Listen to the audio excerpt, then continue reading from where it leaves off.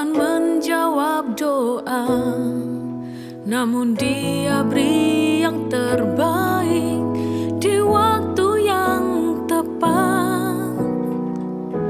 Izinkanlah Tuhan turut bekerja, yang mustahil menjadi mungkin oleh karena percaya. Yesus mendengar lebih dari yang ku doakan. Yesus menjawab lebih dari yang ku harapkan. Dengan caranya di waktu yang tepat, ku kan melihat Dia jadikan semua.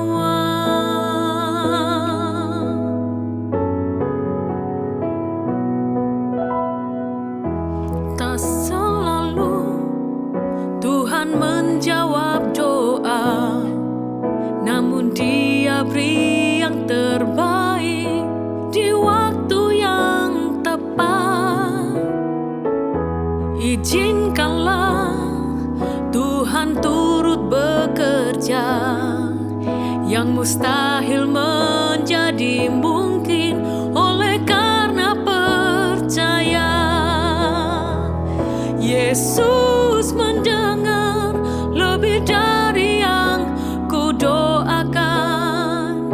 Yesus menjawab lebih dari yang ku harapkan. Dengan caranya di waktu yang tepat, ku kan melihat Dia jadikan semua. Haleluya, kami percaya.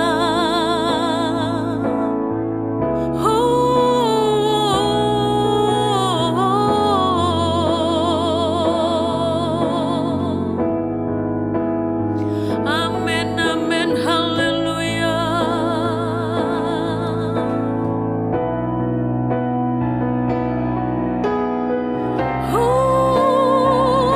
Yesus mendengar lebih dari yang ku doakan.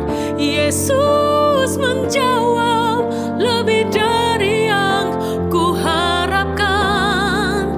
Dengan caranya di waktu yang tepat, ku kan melihat Dia jadikan semua. Yesus mendengar lebih dari yang ku doakan. Yesus menjawab lebih dari yang ku harapkan. Dengan caranya di waktu yang tepat, ku kan melihat Dia jadikan semua. Ku kan melihat Dia jadikan semua. Ku telah melihat Dia jadikan semua.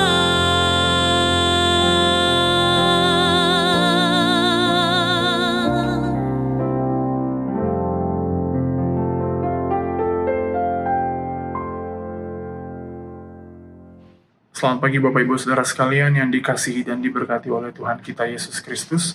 Kita bersyukur karena pada pagi hari ini kita boleh sama-sama berjumpa lagi dalam renungan pada pagi hari ini. Dan langsung saja pada pagi hari ini kita mau sama-sama merenungkan kebenaran firman Tuhan yang saya berikan judul Kuasa Perkataan. Dan langsung saja kita mau membacakan kebenaran firman Tuhan yang terdapat dalam Amsal 15 ayat 1 sampai yang kedua. Amsal 15 ayat 1 sampai yang kedua berkata demikian. Jawaban yang lemah lembut meredakan kegeraman, tetapi perkataan yang pedas membangkitkan marah. Lidah orang bijak mengeluarkan pengetahuan dengan tepat, tetapi mulut orang bebal memuntahkan kebodohan. Nah, Bapak Ibu Saudara sekalian, berbicara tentang perkataan, kadangkala perkataan itu terlihat seperti hal yang kecil, tapi ternyata sebuah perkataan itu memiliki dampak yang besar. Ada kalanya satu kalimat bisa menyembuhkan hati, bisa menguatkan orang, bahkan bisa menghibur orang. Tetapi ada kalanya satu kalimat dapat juga melukai orang ataupun juga menghancurkan hubungan, baik hubungan kita dengan keluarga kita, baik hubungan dengan pasangan kita, ataupun hubungan dengan orang-orang terdekat, bahkan orang-orang dalam gereja. Nah, akan tetapi pada hari ini firman Tuhan mau mengajarkan kita untuk bijaksana dalam berbicara. Dan tentunya firman Tuhan yang sudah kita bacakan tadi mengingatkan kepada kita beberapa hal yang harus kita renungkan, yaitu yang pertama, yang harus kita renungkan adalah perkataan yang lembut itu membawa damai. Sama seperti halnya di Amsal 15 ayat yang ke-1 tadi berkata bahwa jawaban yang lemah lembut meredakan kegeraman. Dan Bapak Ibu Saudara sekalian, tentunya memang secara manusia dalam kita menjalankan setiap aktivitas kita, bahkan mungkin dalam pekerjaan kita, dalam setiap kegiatan kita, pastinya ada hal-hal yang dapat memicu emosi kita. Akan tetapi kalau itu memicu emosi kita, marilah kita untuk memilih untuk mengendalikan diri kita. Jangan meresponi sesuatu hal itu dengan emosi, karena pastinya tidak mendatangkan sukacita. Akan tetapi lebih baik mari kita respon dengan bijak, memilih untuk mengendalikan diri dengan cara memilih untuk meresponi dengan lemah lembut.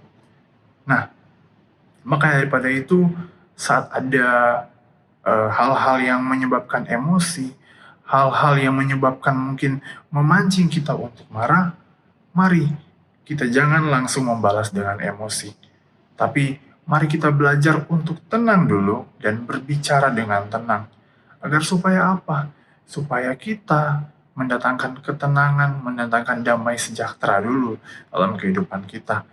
Biar supaya kita menjadi pembawa damai juga dalam keluarga, bahkan dalam pelayanan kita. Makanya daripada itu, jawaban yang lemah lembut itu meredakan kegeraman. Makanya perkataan yang lembut itu membawa suatu damai sejahtera. Puji Tuhan. Lalu yang kedua yang perlu kita renungkan yaitu perkataan yang kasar dapat menimbulkan luka. Amsal 15 ayat yang ke-1 juga berkata begini, perkataan yang pedas membangkitkan marah. Nah, kadangkala Bapak Ibu Saudara sekalian, kata-kata yang tajam seringkali menimbulkan luka lebih lama. Nah, banyak ternyata sebuah pertengkaran yang besar, pertengkaran yang hebat, ternyata dimulai dari perkataan yang tidak dijaga. Nah, kebanyakan orang berkonflik, bermasalah, itu sebenarnya dimulai dari perkataan yang tidak dijaga. Mungkin ada perkataan-perkataan yang menyakiti, yang tidak disengaja terkeluar, atau mungkin saat kita lagi emosi, kita meresponi emosi itu dengan mengeluarkan kata-kata yang tidak baik, mengeluarkan kata-kata yang kotor. Itu mengakibatkan menimbulkan luka, menimbulkan sakit hati. Maka daripada itu Bapak Ibu Saudara sekalian, kita perlu mengingat bahwa dalam Amsal 18 ayat 1 berkata, hidup dan mati ini dikuasai oleh lidah. Makanya kita perlu berhati-hati dalam berkata. Jangan sampai perkataan kita membawa kita bukannya naik malah lebih turun, membawa kita pada kemerosotan rohani. Itu sebabnya Bapak Ibu Saudara sekalian, mari kita hindari kata-kata yang kasar, bahkan kata-kata yang menghina, bahkan kata-kata yang melukai. Biar kiranya kita sebelum kita berbicara, mari kita berpikir dulu dengan bijaksana. Dan tentunya sebagai anak-anak Tuhan, mari kita gunakan kata-kata untuk membangun, bukan menjatuhkan. Karena sebagai orang-orang yang percaya kepada Tuhan, sebagai anak-anak Tuhan, biar kiranya senantiasa kita selalu mendatangkan perkataan-perkataan yang membangun, perkataan-perkataan yang menguatkan. Terlebih juga kita harus mengeluarkan perkataan-perkataan, yaitu perkataan-perkataan kebenaran firman Tuhan, agar dapat menguatkan orang-orang, baik orang-orang di sekitar kita, keluarga kita, bahkan kerabat-kerabat kita, ataupun rekan sekerja dalam pelayanan kita. Dan lalu yang ketiga yang perlu kita renungkan bahwa kita sebagai orang percaya kita harus bijak menggunakan kata-kata dengan benar. Amsal 15 ayat 2 tadi berkata, lidah orang bijak mengeluarkan pengetahuan dengan tepat. Nah, Bapak Ibu Saudara sekalian, kita perlu mengingat bahwa perkataan orang bijak membawa manfaat, membawa juga penghiburan, dan membawa juga pengajaran yang benar. Itu sebabnya kita sebagai anak-anak Tuhan, Tuhan mau mulut kita dipakai untuk menjadi saluran berkat. Tuhan sangat rindu untuk kita selalu dalam kita berkata-kata, kita memakai mulut kita untuk menyampaikan kebenaran, untuk menyampaikan kata-kata yang mendatangkan sukacita dan damai sejahtera. Maka daripada itu, mari kita pakai mulut kita untuk menguatkan orang lain. Dan terlebih lagi, Bapak Ibu Saudara sekalian, mari kita isi hati kita dengan firman Tuhan, supaya perkataan kita selalu memperkatakan hal-hal yang benar yang datang daripada firman Tuhan, dan jadikan setiap perkataan kita sebagai kesaksian yang hidup. Puji Tuhan. Maka daripada itu, Bapak Ibu Saudara sekalian, kita harus mengingat bahwa perkataan mencerminkan isi hati seseorang. Tuhan rindu kita memakai mulut kita bukan untuk melukai, tetapi untuk membawa damai, hikmat, dan berkat bagi banyak orang. Oleh sebab itu, mari biar kiranya kita selalu bijak dalam berkata-kata, karena tentunya perkataan itu memiliki kuasa. Maka daripada itu, Bapak Ibu Saudara sekalian, mari biar kiranya kita untuk selalu belajar, untuk selalu lemah lembut, dan untuk selalu mengeluarkan kata-kata yang datangnya berasal daripada kebenaran firman Tuhan. Puji nama Tuhan. Renungan firman Tuhan saya tibakan sampai di sini, dan mari saya ajak kita untuk sama-sama berdoa. Bapa di dalam kerajaan sorga, Bapa yang kami panggil dan kami sembah di dalam nama Tuhan Yesus, mengucap syukur buat kebaikan Tuhan, anugerah Tuhan dalam kehidupan kami. Dan biar kiranya Tuhan, Roh Kudus-Mu Tuhan, selalu menolong kami dalam setiap kami melaksanakan setiap kegiatan kami, agar supaya kami bijaksana dalam berkata-kata, agar supaya kami berhati-hati bahkan mengendalikan diri kita saat ada hal-hal yang menyebabkan memicu emosi kami ya Tuhan. Biar kiranya Tuhan menolong kami untuk terus selalu bijaksana ya Tuhan. Terima kasih ya Tuhan Yesus, sertai terus kami sepanjang hari ini ya Tuhan.